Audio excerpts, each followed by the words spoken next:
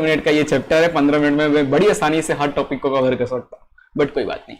चलो, तो chapter force and laws of motion में हम इस चैप्टर की इंट्रोडक्शन पार्ट से स्टार्ट करते हैं। देखो, मैंने पहले ही बता दिया, इस चैप्टर को ज्यादा डिटेल में घुस के डिस्कस हम नहीं करेंगे, ठीक है। चलो, तो इंट्रोडक्शन पार्ट में हम स्टार्ट करेंगे भाई फोर्स से, ठीक है। उससे भी पहले देख ले, कुछ प्रीवियस चैप्टर में हमने मोशन चैप्टर पढ़ा था। मोशन में हमने देखा था मोशन अलोंग स्ट्रेट लाइन, ठीक है, इट्स पोजीशन, वेलोसिटी और एक्सेलरेशन के अकॉर्डिंग हमने मोशन को पढ़ा था। बट क्या हमने देखा कि वो जो बॉडी में जो वेलोसिटी आ रही है, बॉडी में जो एक्सेलरेशन प्रोड्यूस हो रहा है, बॉडी में जो बॉडी का जो पोजीशन चेंज हो रहा है, वो क्यों हो रहा है, बॉडी में वेलोसिटी क्यों आ रही है, बॉडी क्यों एक्सेलरेट कर रहा है या डी एक्सेलरेट कर रहा है, ये सब हमने नहीं देखा था, है ना। ऐसा इसलिए हो रहा है क्योंकि बॉडी पे कुछ ना कुछ एक्सटर्नल फोर्स लग रहा है। आप एक्सेलरेटर पे फोर्स लगाते हो तब तो गाड़ी आगे भागती है, आप ब्रेक पे फोर्स लगाते हो तब तो गाड़ी आपकी रुकती है। तो आपकी एक्सेलरेशन कम ज्यादा हुआ, आपकी वेलोसिटी कम ज्यादा हुई, या फिर आपकी गाड़ी की पोजीशन एक जगह से दूसरी जगह गई, आपने एक्सेलरेट किया, इंजन ने फोर्स लगाया, तब तो गाड़ी आ गई। तो पूरी चीज यार फोर्स पे ही डिपेंड करता है। इसीलिए इस चैप्टर में हम फोर्स के से होने वाले मोशंस के बारे में पढ़ेंगे, फोर्स क्या होता है उसको पढ़ेंगे, है ना। चलिए, और सबसे पहला है यहां पे फोर्स, है ना। फोर्स का डेफिनेशन क्या होता है, बहुत सिंपल सा डेफिनेशन होता है इस फोर्स का, है ना। आप ऐसे देखो, एक तो किताबी कीड़ा वाला डेफिनेशन जो कि आप ये यूज कर सकते हो, it is the force that enables us to do any work. ये वो नहीं है, फोर्स को समझा रहा है। To do anything either we pull और push the object, therefore pull और पुश इज कॉल्ड फोर्स। तो यही है डेफिनेशन, पुल और पुश, ठीक है। पुल और push of object is known as force. किसी चीज को पुल करना या किसी चीज पे पुल, उसको पुश करना, है ना, यही हमारा फोर्स कहलाता है, ठीक है। एग्जाम्पल की बात किया जाए, टू ओपन अ डोर, जैसे ये देखो यहां फिगर में देखो, इस डोर को आप ओपन करोगे तो आप फोर्स लगाओगे तब तो ओपन होगा। ये देखो, इस ट्रॉली को आप इस तरफ ले जा रहे हो तो आप फोर्स लगा रहे हो तब तो ये ट्रॉली मूव कर रहा है। और आप हॉकी बॉल को आप स्ट्राइक कर रहे हो तब तो हॉकी बॉल मूव कर रहा है। स्प्रिंग देखो, स्प्रिंग को आप दोनों तरफ से खींच रहे हो, है ना, क्या बोलते हैं, पावर फोर्स लगा रहे हो तभी तो ये इलास्टिक हो रहा है ना। अब यहां पे देखो, इस बॉल को दोनों तरफ से आप फोर्स लगा रहे हो तब तो ये कॉम्प्रेस हो रहा है ना। तो देखो, अगर किसी बॉल पे इस तरीके से, इस तरफ से इधर और इस तरफ इस तरीके से लगने वाले फोर्स को अपन कॉम्प्रेसिव फोर्स कहते हैं, याद रखना, कॉम्प्रेसिव फोर्स, है ना। इस तरीके से लगने वाले, इस तरफ से अंदर की ओर, दोनों तरफ से अंदर की ओर लगने वाले फोर्स को कॉम्प्रेसिव फोर्स कहा जाता है। वहीं आप सेंटर से बाहर की तरफ लगने वाले फोर्स को लाइक दिस, है ना, और लाइक दिस, तो इसको हम लोग टेंसाइल फोर्स कहते हैं। क्या कहते हैं? Tensile force. टेंसाइल फोर्स की वजह से क्या होता है, जो ऑब्जेक्ट का जो लेंथ है ना वो इंक्रीज हो जाता है ना। और कॉम्प्रेसिव फोर्स की वजह से क्या होता है, ऑब्जेक्ट की जो विड्थ है, जो उसकी विड्थ है वो इंक्रीज हो जाती है ना। चलिए, ये कुछ कॉमन टर्म्स से हमने यहां डिस्कस कर लिया। आगे चलते हैं, इफेक्ट ऑफ फोर्स हम पढ़ेंगे, ठीक है। सो इफेक्ट ऑफ फोर्स की बात किया जाए तो देखो ध्यान से, force can make a stationary body in object, force can make a stationary body in rest, यार गलत लिखा है, सॉरी, स्टेशनरी बॉडी को मोशन कर सकता है, ठीक है। तो फोर्स से कोई रुकी हुई कोई बॉडी अगर रेस्ट में स्टेशनरी पोजीशन पे है, तो अगर हम उस पर फोर्स लगाएं तो वो बॉडी मोशन में आ सकती है। फोर्स का पहला इफेक्ट तो यही हो गया। Example, a football can be set to move by kicking it और बाय अप्लाइंग फोर्स, है ना। Force can stop a moving body, अगर कोई बॉडी मूव कर रहा है तो आप उस पर फोर्स लगा के उसको रोक सकते हो, उसको रेस्ट में ला सकते हो। फोर्स का दूसरा इफेक्ट, ठीक है।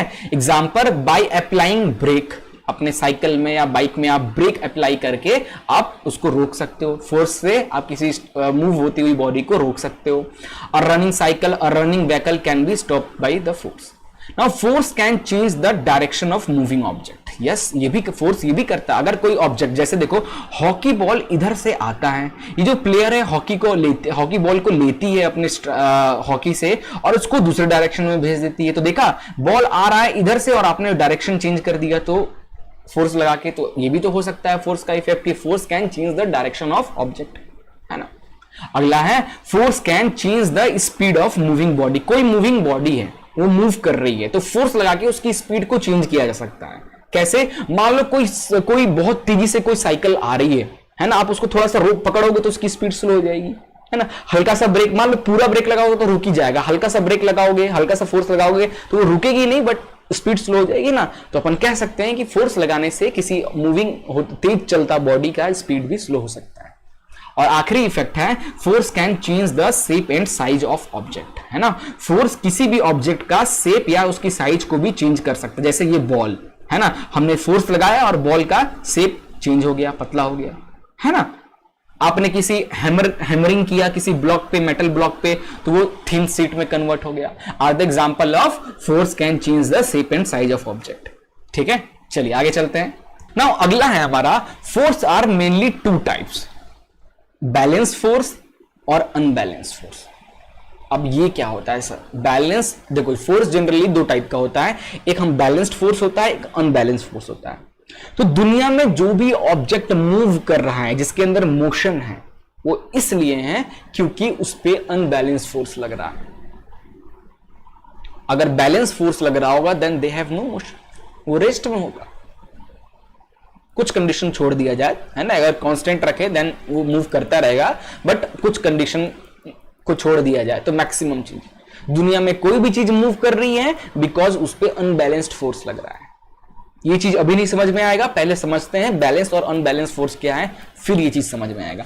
काफी सारी चीजें यहाँ पे बैलेंस्ड फोर्स के बारे में बताया गया है ना। अपन एकदम घुस के नहीं पढ़ेंगे, अपन सीधे चलते हैं डायग्राम की हेल्प से, है ना। डायग्राम की हेल्प से एक ही बार में हम बैलेंस्ड और अनबैलेंस्ड फोर्स को समझते हैं। एक तरफ लिखता हूं मैं बैलेंस्ड फोर्स और दूसरी तरफ लिखता हूं मैं अनबैलेंस्ड फोर्स। ठीक है, बीच में लाइन ड्रॉ करते हैं। तो अब देखो, मान लो ये एक ऑब्जेक्ट है, ये कोई ऑब्जेक्ट है, बॉडी है। मैंने इस ऑब्जेक्ट को इस तरफ 10 न्यूटन से फोर्स लगाया। Where what is Newton? Newton is a unit of force. Unit of force का जो जैसे यूनिट होता है ना, किसका? मास का यूनिट आप बोलते हो ना, 1 kg 2 kg 3 kg, तो क्या है? मास का, है ना। उसी तरीके से डिस्टेंस बोलते हो 1 किलोमीटर 2 किलोमीटर, उसी तरीके से फोर्स का यूनिट होता है न्यूटन। न्यूटन ने डिस्कवर किया था, इसलिए न्यूटन के नाम से इसका यूनिट पड़ गया। तो मान लो इस ऑब्जेक्ट पे 10 न्यूटन का फोर्स इस डायरेक्शन में लग रहा है, तो ये ऑब्जेक्ट किधर मूव करेगा? इस तरफ मूव करेगा, इस तरफ जाएगा, है ना, क्योंकि उस तरफ फोर्स लगा रहा है तो उस तरफ जाएगा। अब मान लो मैंने इधर से भी 10 न्यूटन का फोर्स लगा लिया। नाउ इस बॉडी पे अब जो रिजल्टेंट फोर्स है वो जरा देखो कितना आता है, रिजल्टेंट फोर्स। अब कुछ बच्चे पूछ सकते हैं सर रिजल्टेंट फोर्स क्या होता है? देखो कैसे निकालते हैं। अब रिजल्टेंट फोर्स क्या होता है? जो बॉडी पे जो भी फोर्सेस लग रही हैं उन पूरे फोर्सेस का सम को ही रिजल्टेंट फोर्स कहते हैं, है ना। उन पूरे फोर्सेस का सम को ही रिजल्टेंट फोर्स कहते हैं। अब इसका मतलब ये नहीं सबको ऐड कर दो, कुछ तरीका होता है। जैसे देखो इस बॉडी में अगर आपने देखो इस बॉडी में आपने फोर्स को लो, यूनिट लो, आपने इस डायरेक्शन को अगर आप फोर्स अगर कोई बॉडी पे इस डायरेक्शन में फोर्स लग रहा है तो अगर आप उसने उसको पॉजिटिव डायरेक्शन आप मान लियो तो इस तरफ लगने वाले फोर्स को आपको नेगेटिव लेना पड़ेगा, है ना। तो रिजल्टेंट फोर्स क्या हो जाएगा? F1 प्लस F2, जितने बीच में दो फोर्स लग रहा है, मान लो ये F1 फोर्स है और ये F2 फोर्स है, तो रिजल्टेंट फोर्स बॉडी पे जितने फोर्स लग रहा है उन सबका सम। तो मैंने लिख दिया दो ही फोर्स लग रहे हैं तो F1 प्लस F2। अब यहां F1 की वैल्यू क्या है? क्योंकि आपने आप अपने हिसाब से किसी भी डायरेक्शन को प्लस माइनस आप ले सकते हो। अगर आपने इस डायरेक्शन को प्लस लिया है तो इसको माइनस लेना पड़ेगा, अगर इसको माइनस लिया है तो इसको प्लस लेना पड़ेगा। ओके, तो F1 यहां पे इस डायरेक्शन में, अब इस डायरेक्शन को आपने माइनस लिया है तो इस वैल्यू को -10 न्यूटन लिखना होगा। और F2 क्या है? इस डायरेक्शन में प्लस लियो तो +10 न्यूटन, तो प्लस माइनस 0, रिजल्टेंट फोर्स आ गया 0। तो बॉडी पे जो ओवरऑल जो रिजल्टेंट फोर्स लग रहा है वो 0 है। इसका मतलब क्या है? बॉडी मूव नहीं कर रही है, बॉडी जहां है वहीं है। आप खुद ही सोचो ना यार, आप एक चेयर ले लो, एक टेबल ले लो और अपने भाई को बोलो तू उधर से फोर्स लगा, मैं इधर से फोर्स लगाता हूं। अपने दोनों भाई में मान लो सेम स्ट्रेंथ है तो आप उधर से फोर्स लगाओ और आप दोनों तरफ से कितना भी फोर्स लगा रहे हो वो टेबल मूव होगा ना, इधर जाएगा ना इधर जाएगा, वो अपनी जगह पर रहेगा। आप लगाते रहो, प्राण लगाते रहो अपना, पसीने निकल आएंगे आपके, लेकिन वो टेबल ना मूव होगा। क्यों? क्योंकि आप दोनों तरफ से सेम फोर्स लगा रहे हो ना, बॉडी पे सेम फोर्स लगा रहे हो, तो बॉडी बैलेंस्ड है। और रिजल्टेंट बॉडी पे रिजल्टेंट फोर्स 0 लग रहा है, क्योंकि दोनों तरफ से फोर्स इक्वल लग रहा है। फोर्स दोनों को आपस में निगलेक्ट कर दिया, इट मींस बॉडी पे कोई फोर्स ही नहीं लग रहा है ना, 0 फोर्स। तो रिजल्टेंट फोर्स की वैल्यू अगर 0 हो जा रही है किसी बॉडी पे, इसका मतलब उस बॉडी पे कुछ बैलेंस्ड फोर्स लग रहा है ना। अब समझ में आ गया क्यों मैं कह रहा था कि दुनिया में जो भी चीजें मूव कर रही हैं बिकॉज ऑफ अनबैलेंस फोर्स। क्योंकि बैलेंस फोर्स लग रहा हो तब तो वो हर चीज दुनिया में रेस्ट ही रहेगी, फिर तो रिजल्टेंट 0, तो रेस्ट ही रेस्ट रहेगी। फिर आप कैसे मूव कर रहे होगे, अर्थ कैसे मूव कर रहा होगा, है ना। वहीं हम अनबैलेंस्ड फोर्स की बात करें तो अनबैलेंस्ड फोर्स का एग्जांपल ले लेते हैं। जैसे मान लो इस बॉडी पे 10 न्यूटन से ये F1 है ना, 10 न्यूटन से आप इस डायरेक्शन में फोर्स लगा रहे हो तो बॉडी इस तरफ मूव होगी। और बट आपने क्या किया, इस तरफ से 5 न्यूटन का फोर्स लगा दिया, 5 न्यूटन का फोर्स लगा दिया, तो बॉडी पे रिजल्टेंट फोर्स कितनी हो जाएगी, बॉडी की रिजल्टेंट फोर्स कितनी, रिजल्टेंट फोर्स यानी जो भी बॉडी पे फोर्सेस लग रहे हैं उनका सम, तो F1 प्लस F2, है ना। अब आपने इस डायरेक्शन को प्लस मान लिया है तो अपोजिट डायरेक्शन को माइनस लेना पड़ेगा, है ना। तो यहां पे देखो F1 का इधर डायरेक्शन है, आपने माइनस लिया तो माइनस 10 न्यूटन, प्लस F2 को प्लस लिया है तो plus 5 Newton, plus minus minus ये आ जाएगा माइनस 5 न्यूटन, है ना। माइनस साइन का मतलब ये होता है कि ऑब्जेक्ट किस डायरेक्शन में मूव कर रहा है, तो माइनस का डायरेक्शन किधर है, इधर है ना। तो ऑफ कोर्स अभी भी जो ऑब्जेक्ट है वो इसी डायरेक्शन में आगे बढ़ रहा होगा, है ना। तो आपने 5 ही न्यूटन से लगाया है ना, ये तो 10 न्यूटन लगा रहा है, तो ऑब्जेक्ट इधर ही जा रहा होगा। बट ये 5 न्यूटन क्या कर रहा है, इस 10 न्यूटन में से 5 न्यूटन को न्यूट्रलाइज कर दे रहा, बचा वो जो 5 न्यूटन है, अब 5 न्यूटन से ऑब्जेक्ट इस डायरेक्शन में क्या कर रही है, ट्रेवल कर रही है ना, बॉडी मूव कर रही है। तो समझ में आया, अगर बॉडी पे रिजल्टेंट फोर्स की कुछ ना कुछ वैल्यू है, इसका मतलब बॉडी पे अनबैलेंस फोर्स लग रहा है, और इसी अनबैलेंस फोर्स की वजह से हमारा रिजल्टेंट -5 न्यूटन आया, या प्लस में भी आ जाता, जो भी आता, that is the unbalance example of unbalance force. और इसीलिए मैं कह रहा था दुनिया में चीजें हैं मूव कर रही हैं, यानी उस पर अनबैलेंस फोर्स लग रहा है। तो बैलेंस और अनबैलेंस में हमने काफी लंबा डिस्कशन कर लिया, आई होप क्लियर हो गया होगा। अब इस टॉपिक पे अपन और कुछ डिस्कस नहीं करेंगे, डायरेक्ट मूव ऑन करते हैं नेक्स्ट टॉपिक पे, ओके। उसी तरीके से देखो अनबैलेंस फोर्स, अब अपन इस पे डिस्कस ही नहीं करेंगे, आगे बढ़ते हैं सीधे, बहुत डिस्कस कर लिए। Now what is force of friction, एक और होता है फोर्स ऑफ फ्रिक्शन, ये क्या होता है जरा इसको भी देख लेते हैं। सो देखो, it is a force extended when two surface are in contact with each other, it always act in the direction opposite to the direction of motion of object. बहुत इंपॉर्टेंट होता है, दुनिया में अपने अर्थ पे जितने भी ऑब्जेक्ट है ना, उस पे हमेशा कुछ ना कुछ फ्रिक्शनल फोर्स लगता ही रहता है। क्यों, खुद ही देख लो, दुनिया में हमारे अर्थ पे जितनी भी चीजें हैं वो किसी ना किसी दूसरे बॉडी के कांटेक्ट में है। जैसे मैं अभी अर्थ के जमीन के कांटेक्ट में हूं, चेयर के कांटेक्ट में हूं, एरोप्लेन उड़ रहा है तो एरोप्लेन ऐसे ही कहीं नहीं उड़ रहा है, एरोप्लेन के आसपास एटमॉस्फेयर है, एयर है, तो एयर के कांटेक्ट में है। कुछ भी एग्जांपल ले लो, हर बॉडी एक दूसरे बॉडी के कांटेक्ट में है तो उस पर फ्रिक्शन फोर्स लग रहा होगा। अब इसी फ्रिक्शन फोर्स, कभी कभी तो हमारे लिए फ्रिक्शन फोर्स भगवान और कहा जाए तो क्या बताएं कितनी मतलब अच्छी चीज मानी जाती है यार। ये बहुत लोग तो कभी कभी कुछ कंडीशन में तो हम मनाते हैं, गॉड से बोलते हैं हे गॉड हमें दे दो फ्रिक्शन, है ना। जैसे एग्जांपल लो, आपको आइस पे स्केटिंग करनी है, आपको मान लो स्केटिंग करनी है, तो आप क्या क्या चाहोगे कि यार हल्का सा फोर्स लगाएं और स्केटिंग मस्त होती रहे। आप चाहोगे कि फ्रिक्शन कम हो, है ना, फ्रिक्शन ज्यादा रहेगा तो आप अच्छे से स्केटिंग ही नहीं कर पाओगे आइस पे। इसीलिए तो मस्त मजा आता है स्केटिंग करने पे, आइस पे फ्रिक्शन बहुत कम होता है, हल्का सा स्लिप करते जाओ करते जाओ करते जाओ, है ना, जब तक कोई रोके ना स्लिप करते जाओगे, है ना, लाइक दैट। आइस पे फ्रिक्शन कम होता है इसलिए। तो फ्रिक्शन कहीं पे वरदान है तो कहीं पे अभिशाप भी है। और जितने भी मैकेनिकल पार्ट्स हैं, मशीन पार्ट्स हैं, उन पार्ट्स के लिए ना फ्रिक्शन जो है अभिशाप में आता है। क्यों, अभी समझ में आ जाएगा।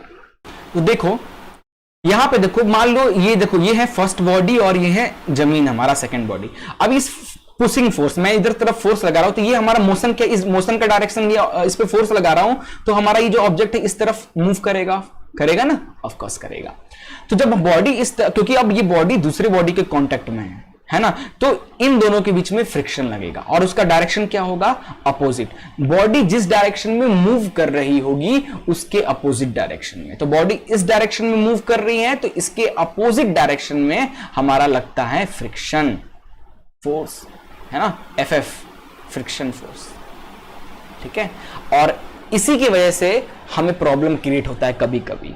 कभी कभी हम चल पा रहे हैं बिकॉज ऑफ फ्रिक्शन। फ्रिक्शन नहीं होता तो हम खड़े होते गिर जाते, खड़े होते गिर जाते, स्लिप कर जाते। फ्रिक्शन नहीं होता तो, फ्रिक्शन है तो जमीन पे हमारा पकड़ बना है जिसकी वजह से हम चल पा रहे हैं, है ना।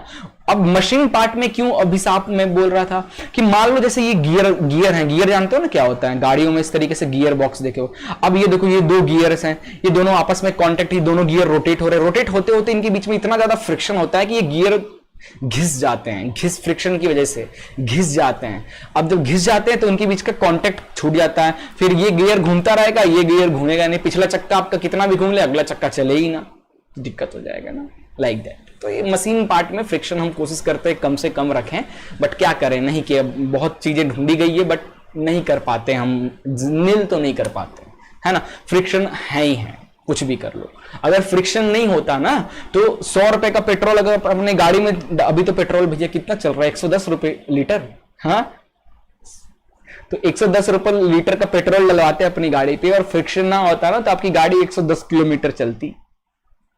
सोच रहे हो, फ्रिक्शन नहीं होता तो 110 रुपए का अगर आप पेट्रोल डलवाते तो आपकी गाड़ी 110 किलोमीटर चलती।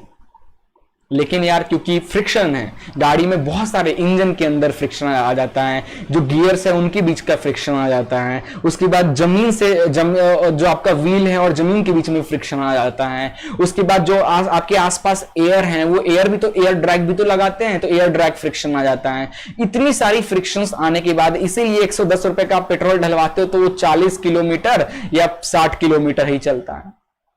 That is the reason, because of friction. Friction ना होता तो भाई कितना पेट्रोल का पैसा बचता, है ना, जिंदगी भर गाड़ी स्लिपी होती रहती।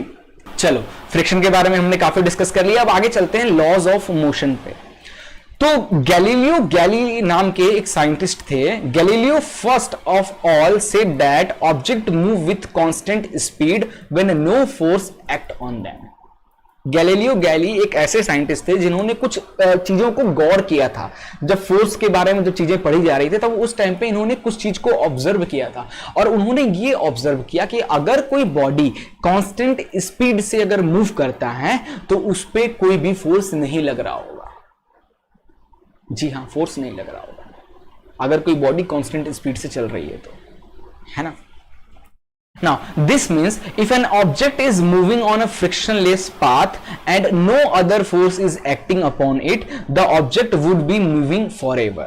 है ना, अगर कोई ऑब्जेक्ट मूव कर रहा है किसी फ्रिक्शनलेस पाथ पे, यानी वहां पे फ्रिक्शन ही नहीं है और कोई दूसरा फोर्स भी उस बॉडी पे नहीं लग रहा है, तो वो बॉडी जिंदगी भर मूव करती रहेगी, कभी रुकेगी नहीं। That is there is no unbalance force working on object, ठीक है। But practically it is not possible for any object, किसी भी ऑब्जेक्ट के लिए चीज पॉसिबल ही नहीं है। चलो, जमीन से अटैच नहीं है आपका एरोप्लेन, जमीन से नहीं अटैच है तो फ्रिक्शन नहीं लग रहा है जमीन का, बट हमारा जो एयर ड्रैग है, एयर की तो उस पर लग रही है ना, तो एयर उसको थोड़ी बहुत तो फ्रिक्शन लगा रहा है, तो उसकी वजह से कुछ तो स्लो कर रही है, उसकी स्पीड लग ही रहा है। So force of friction, force of air, many other forces are always acting upon the object. ये गैलीलियो गैली का कहना था, ठीक है। तो गैलीलियोस का कुछ आर्गुमेंट्स थे जिनको अपन डिस्कस करेंगे इस वीडियो में। पहला आर्गुमेंट ये कहता है कि when a marble is rolled down from the left it will go up on the opposite side up to the same height at which it is drop. जैसे इस फिगर में देखो, मान लो ये हाइट h से मैंने एक बॉल को रिलीज किया, यहां से रिलीज किया, तो ये बॉल क्या वो नीचे आया, उसके बाद फिर ये उधर इस तरफ ऊपर जाएगा, और देखोगे जिस हाइट से आपने छोड़ा है इसी हाइट तक ये बॉल ऊपर जाएगा और फिर नीचे आ जाएगा। इस तरीके से ये ऊपर नीचे करते करते धीरे धीरे इसकी हाइट दोनों तरफ कम होती जाएगी और फाइनली बॉल आके यहां रुक जाएगा। ऐसा इसलिए हो रहा है कि हर राउंड में इस जो सेकंड बॉडी है उससे फ्रिक्शन लग रहा है, उसकी वजह से इसकी एनर्जी कम हो रही है, इसलिए वो कम, हर राउंड पे उसकी स्पीड स्लो होती जा रही है और वो आके फिर बीच में रुक रहा है। ये चीज ऑब्जर्व किया था। If we decrease the angle of inclination of right plane the marble would travel further until it reaches its original height, है ना। जैसे देखो, अब मान लो कि आपने एक तरफ का एंगल को कम कर दिया, है ना, अब फिर आपने किया तो वो एंगल को जब वहां से बॉल को रिलीज किया तो जब तक उसकी ओरिजिनल हाइट ना पहुंच जाए ना तब तक ये बॉल ऊपर जाता जाएगा, जहां उसकी ओरिजिनल हाइट पहुंची वहां तक जाएगा, उसके बाद अगेन वो नीचे आ जाएगा। और वही है third, if the right side of plane is made flat, है ना, इस तरफ का प्लेन को अगर फ्लैट बना दिया जाए और फिर आप एक हाइट से बॉल को रिलीज करें तो वो बॉल कंटिन्यूअस जिंदगी भर के लिए ये इस प्लेन पाथ पे चलता जाएगा चलता जाएगा चलता जाएगा। कब तक चलता जाएगा? जब तक इस हाइट को अचीव ना कर ले, है ना। और फ्लैट पार्ट पे ये हाइट कहां मिलेगा? कभी जिंदगी में नहीं मिलेगा। तो ये बॉल कैसे रुकेगा? लेकिन आप तो करके देखो घर में, कुछ दूर तक जाएगा फिर बॉल रुक जाएगा, इसलिए क्योंकि जमीन और इसके बीच में फ्रिक्शन लगता है, एनर्जी लूज होती है और ये पहले ही रुक जाता है, अपने ओरिजिनल हाइट अचीव करने से पहले ही ये रुक जाता है, because of lot of friction acting on that balls. ठीक है। नाउ गैलीलियो में कुछ इंटरफेरेंस भी थे कि we need an unbalance force to change the motion of marble but no force is required when marble is moving uniformly. ठीक है। तो क्या कहना था कि अगर कोई चीज मूव हो रहा है, मोशन में है, तो यार उसको उस पर कुछ ना कुछ अनबैलेंस फोर्स लगना चाहिए तभी वो मूव करेगा। बट एक ऐसा केस है जिसमें कोई भी फोर्स नहीं लग रहा होगा तब भी वो ऑब्जेक्ट मोशन में होगा। कौन सा? जब बॉडी यूनिफॉर्म मोशन में मूव करती है। पिछले चैप्टर में अपन ने पढ़ा था यूनिफॉर्म मोशन क्या होता है, और ये फिगर देख के आपको समझ में आ रहा होगा, this figure for the uniform motion. तो जब कोई ऑब्जेक्ट, जब कोई बॉडी यूनिफॉर्म मोशन अचीव कर लेती है, इन दैट केस उस बॉडी पे कोई भी अनबैलेंस मतलब कहा जाए तो कोई फोर्स ही एक्ट नहीं होता, क्योंकि वो एक कांस्टेंट स्पीड से चल रही है। ठीक है। Now Newton's laws of motion. So Newton's studied the ideas of Galileo and gave 3 laws of motion. This laws of motion is known as Newton laws of motion. तो न्यूटन ने Galileo's के इस इंटरफेरेंस और जो इनके statement थे उन चीजों को काफी डिटेल में डिस्कस किया, और डिस्कस करने के बाद काफी मेहनत करने के बाद न्यूटन ने क्या किया, कुछ अपने स्टेटमेंट और कुछ अपने लॉज दिए, जिसे हम न्यूटन 3 लॉ ऑफ मोशन जानते हैं। Newton first law, Newton second law and Newton third law. यही इस चैप्टर का मेन है। तो हमारा चैप्टर का फर्स्ट पार्ट हो चुका है खत्म, और अब हम स्टार्ट करने वाले हैं second part, that is Newton's laws of motion. ठीक है। सो गाइस, हम शुरू करेंगे Newton first law of motion से, जिसे हम लॉ ऑफ इनर्शिया के भी नाम से जानते हैं। Newton first law of motion क्या कहता है? देखो कि any object remain in state of rest और in uniform motion along a straight line until it is compelled to change the state by applying external force। नहीं समझ में आया? इसको समझो, इस लाइन एक्सप्लेनेशन की लाइन से समझो कि if any object is in the state of rest then it will remain in rest until an external force is applied to change its state. Similarly, an object will remain in motion until any external force is applied over it to change its state। क्या समझ में आया? नहीं आया तो समझो, देखो ध्यान से। न्यूटन का फर्स्ट लॉ ये कहता है कि अगर कोई ऑब्जेक्ट रेस्ट में है तो वो जिंदगी भर रेस्ट में ही रहेगा जब तक आप उस पर कुछ बाहर से एक्सटर्नल फोर्स ना लगा दो, है ना। उसी तरीके से एक और एग्जांपल से न्यूटन ने समझाया था अपने फर्स्ट लॉ को कि अगर कोई ऑब्जेक्ट मोशन में है तो वो जिंदगी भर मोशन में ही रहेगा जब तक आप कहीं उस पर एक्सटर्नल फोर्स लगा के उसको रोक ना दो, तब तक वो मोशन में ही रहेगा। यही है हमारा Newton first law of motion, और इसे ही लॉ ऑफ इनर्शिया कहते हैं।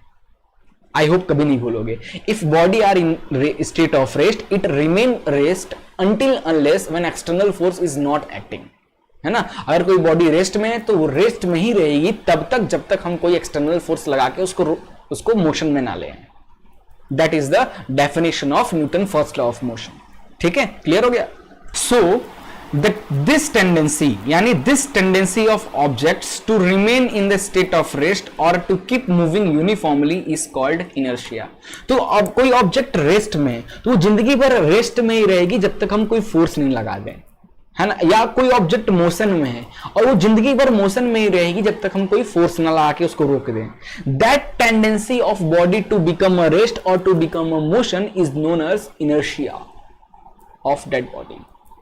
ठीक है, इतना क्लियर हो गया। आगे चलते हैं। देखो Newton's first law of motion in everyday life, everyday life में Newton first law of motion का क्या महत्व है जरा देखते हैं। देखो, अ पर्सन स्टैंडिंग इन बस फॉल बैकवर्ड व्हेन बस स्टार्ट मूविंग सडनली। जैसे एग्जांपल देखो, ये फिगर यहां पे मैंने लगाया है। आप मान लो बस पे कभी बस पे ट्रेवल किए होगे तो अच्छी बात है, वैसे स्कूल तो जाते होगे ना बस से, नहीं किए हो तो कभी ना कभी तो कर ही लोगे। तो आप बस में खड़े हो, मस्त बैठ के नहीं, खड़े होकर एक्सपीरियंस करो। जैसे बस स्टार्ट होता है ना तो आपको पीछे की तरफ गिरने लगोगे। ऐसा क्यों हुआ? देखो फिगर से समझो कि जैसे फिगर से इस तरीके से समझो कि मान लो ये बस है, ये बस का सरफेस है और इस पे क्या हो कि आप इस पे खड़े हो, है ना, आप इस पे खड़े हो। अब जैसे बस स्टार्ट होता है तो हमारा जो बॉडी है ना वो दो पार्ट में डिवाइड होता है, अपर पार्ट और एक होता है लोअर पार्ट, है ना। तो जब बस हमारा सडनली स्टार्ट होता है तो हमारा जो लोअर पार्ट है हमारे बस का जो बस के साथ आगे चला जाता है, हमारा जो लोअर पार्ट है वो बस के साथ आगे चला जाता है। और क्योंकि ऊपर वाला जो पार्ट है हमारा उसकी टेंडेंसी है रेस्ट में रहने का, तो वो रेस्ट में ही रहता है। तो यार अब आप बस आगे चला जाएगा तो आपकी बॉडी ऐसे तो नहीं हो जाएगी ना, आपका मुंडी यहां और आपका पैर यहां चला जाए, ऐसा तो हो नहीं सकता ना आपका बॉडी, है ना। थोड़ी सी फ्लेक्सिबल तो होता है, थोड़ा सा ऐसे आगे जाता है फिर आप आ जाते हो वापस से अपनी ओरिजिनल पोजीशन पे, होता तो है एक्चुअली में ऐसा। अगर बॉडी फ्लेक्सिबल हो तो ऐसे ही चला जाए, आपका लोअर पार्ट बस के साथ चला जाए और आप वहीं पे रेस्ट में रहो। बट आपकी बॉडी क्योंकि इतनी फ्लेक्सिबल है नहीं, तो थोड़ी बहुत ये चीजें, ये जो फिनोमिनन मैंने फिगर बना के दिखाई ये होता है। बट क्योंकि हमारी बॉडी इतना फ्लेक्सिबल नहीं है तो अगेन इस पे फोर्स लगता है और ऑटोमेटिक फिर से बॉडी हमारी पहले जैसे आ जाती है ना। इसलिए जब हमारा बस सडनली स्टार्ट होता है तो लोअर पार्ट जो है वो भी बस के साथ अटैच में रहता है, तो वो भी बस के साथ आगे चल जाता है। बट अपर पार्ट की टेंडेंसी है रेस्ट में ही रहने का, तो वो रेस्ट में ही रहता है, जिसकी वजह से आप बैकवर्ड की तरफ लगता है आप गिर रहे हो। बट एक्चुअली क्या हो रहा है, ये चीज हो रहा है। उसी तरीके से कि बस में आप मान लो बैठे हो, अचानक से बस पे चल रहे हो और अचानक से बस रुक जाती है, तो अचानक से बस रुक जाती है तो क्या होती है कि आपका जो लोअर पार्ट है वो बस के अटैच में, तो वो तो लोअर पार्ट तो रुक गया, बट ऊपर वाले पार्ट की टेंडेंसी है कि भाई वो तो चलता रहेगा, तो आपकी बॉडी क्या हो जाएगी, आपका मुंडी यहां और पैर इस बार यहां हो जाएगा, मुंडी चला जाएगा बस के साथ, पैर यहां, ऐसा तो हो नहीं सकता। तो इसलिए आप बैकवर्ड फोर्स लगेगा, वापस से ओरिजिनल पोजीशन पे आ जाओगे, है ना। तो ये एक्चुअल फिनोमिनन है, आपको बस पे जो झटके लगते हैं आगे और पीछे, बस चलती है और रुकती है, because of inertia, because of first law of motion. ठीक है यार, मेरा वीडियो क्यों अटक जाता है यार, ये टेक्निकल प्रॉब्लम कब ठीक होगी क्या बताऊं यार, बार बार पढ़ाते रहो वीडियो ही अटक जाती है। कोई बात नहीं, समझ में आ रहा ना चीजें।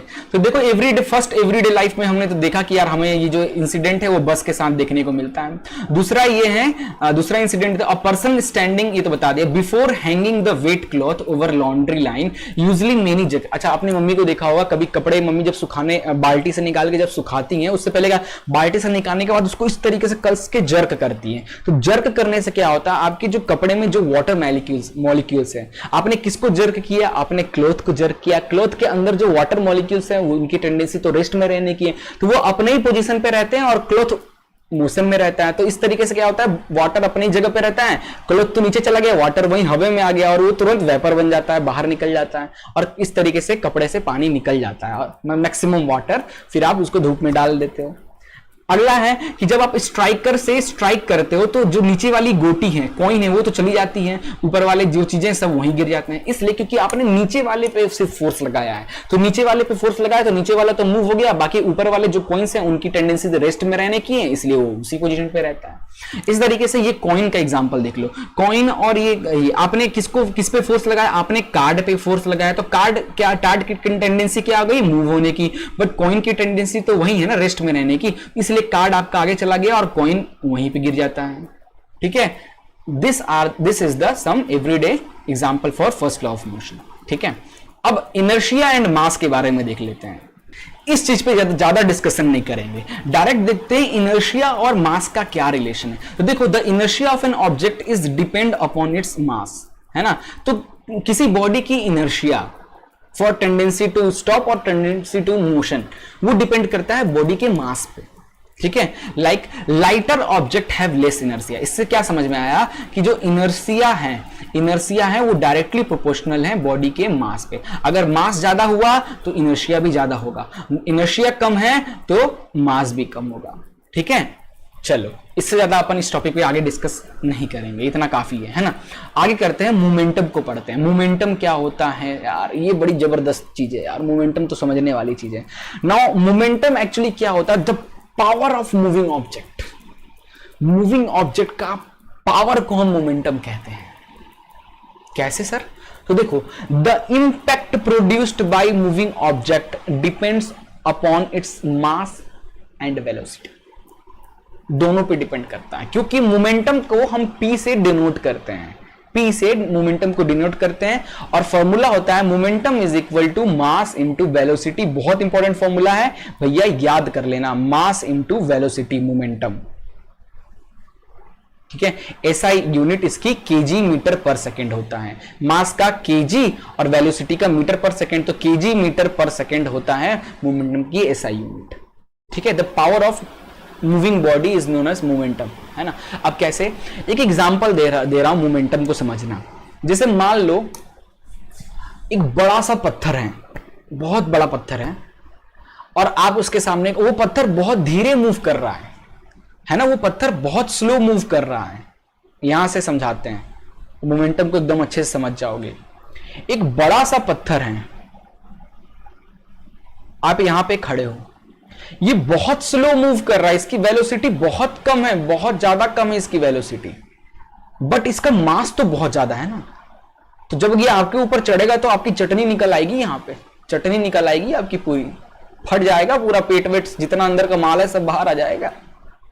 देख लो, इतना इसकी स्पीड इतनी कम है, फिर भी आपको इतना नुकसान पहुंचा दिया। वहीं दूसरी तरफ देखते हैं, एक बुलेट यानी बुलेट गाड़ी नहीं, ये गन वाली बुलेट, इसका मास कितना कम है, बट जब ये गन से फायर करते हैं तो इसकी वेलोसिटी कितनी ज्यादा होती है। अगर ये हमें लगा तो मेरा भेजा फ्राई कर देगा, है ना, हमारा जो दिमाग है उसको एकदम फ्राई कर देगा।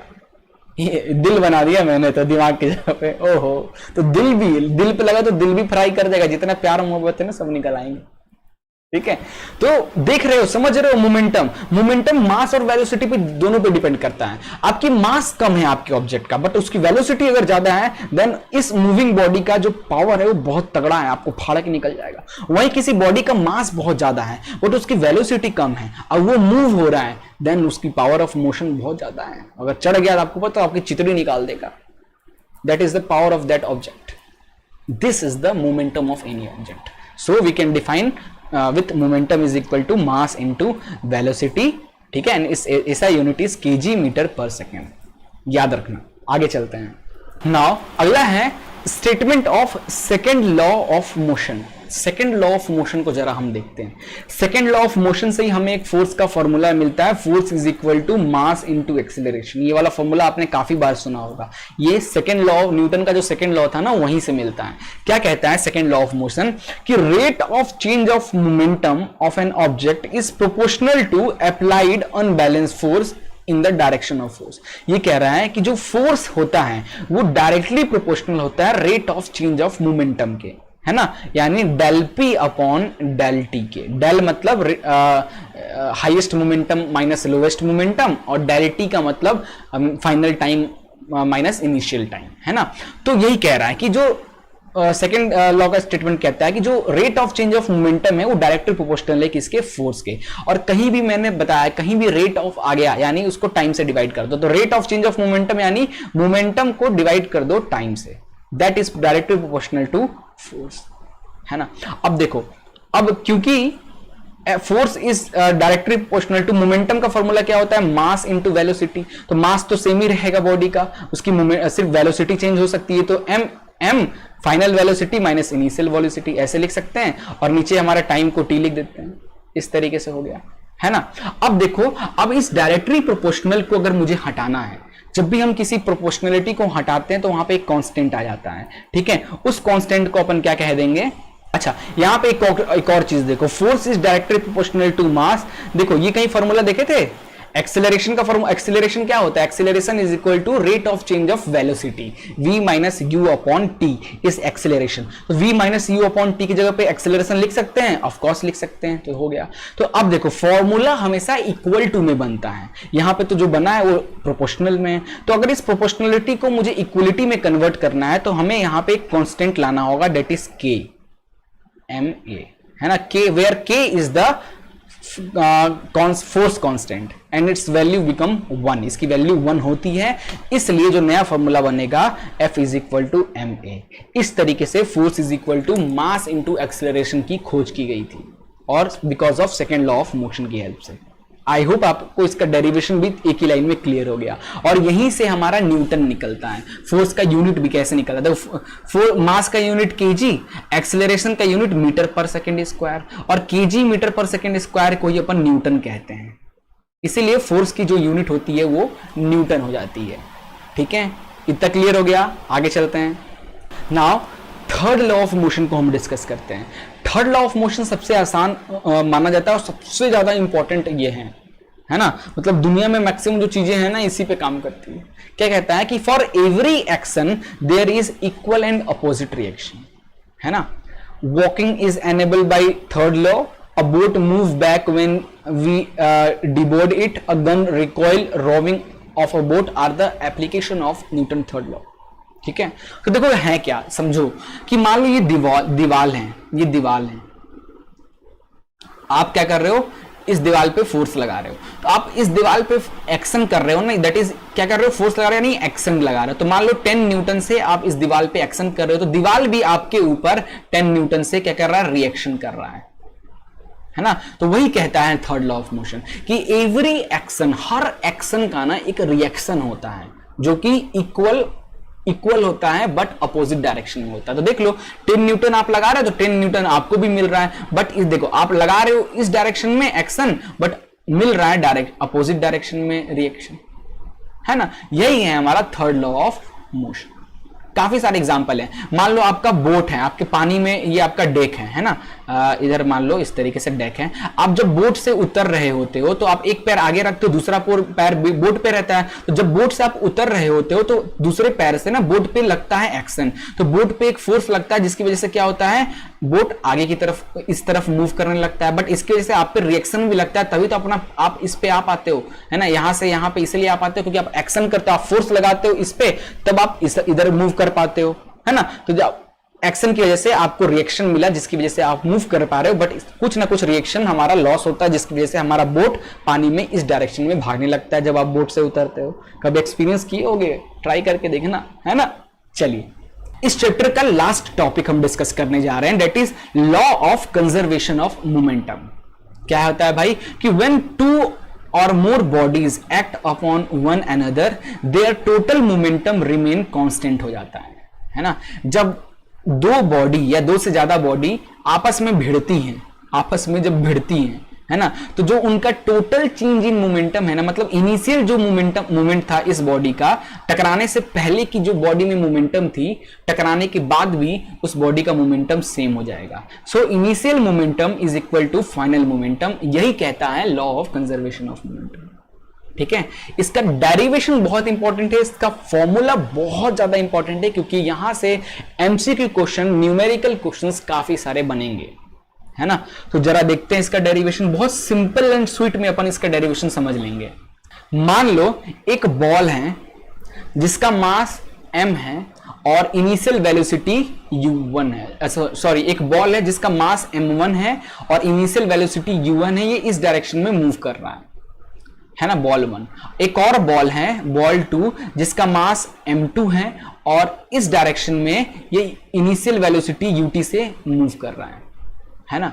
ये क्या, ये जो केस है ये बिफोर टकराइंग, है ना, बिफोर स्ट्राइकिंग, स्ट्राइक होने से पहले का है ये केस, यानी इनिशियल केस है। तो पहले इनिशियल मोमेंटम निकाल लेते हैं। तो देखो मोमेंट का फॉर्मूला होता है momentum is equal to mass into velocity, यही होता है ना।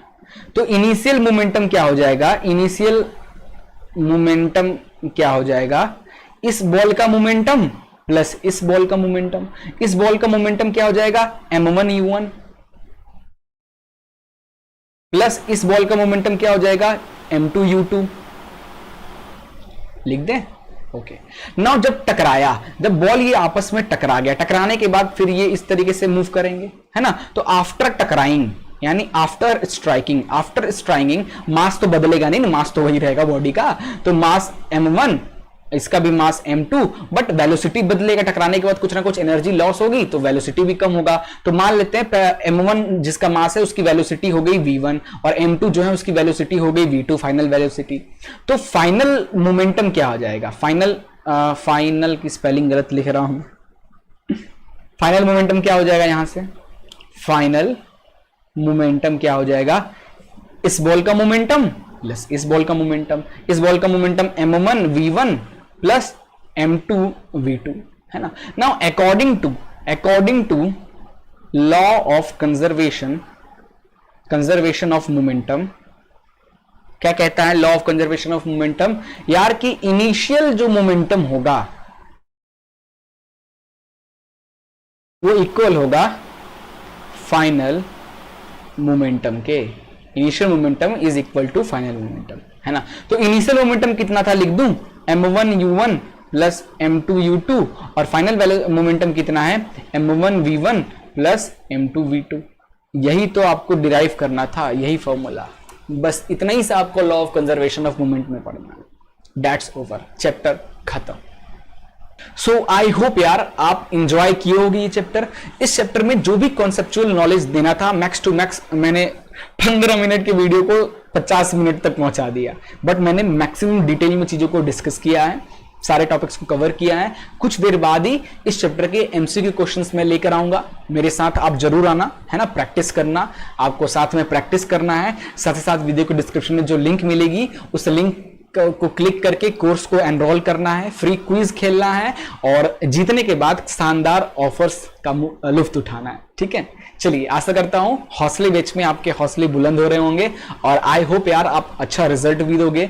हमारे चैनल से आप पढ़ाई कर रहे हो, हम हर बच्चे को पर्सनली गाइड भी करते हैं। हमारी वेबसाइट पे कहीं भी कुछ भी आपको डाउट आता है किसी टॉपिक में ना, तो आप कमेंट भी कर सकते हो। अदरवाइज आप हमारी वेबसाइट से जाके हमें पर्सनली आप कॉल करने के लिए, अपॉइंटमेंट करने के लिए आप रिक्वेस्ट डाल सकते हो। हमारे टीचर्स जो भी हैं आपसे जो भी प्रॉब्लम होगा आपसे पर्सनली भी बात करेंगे, ठीक है। तो कोई टेंशन लेने वाली बात नहीं है, अपन पूरी तरीके से आपके साथ हैं, ठीक है।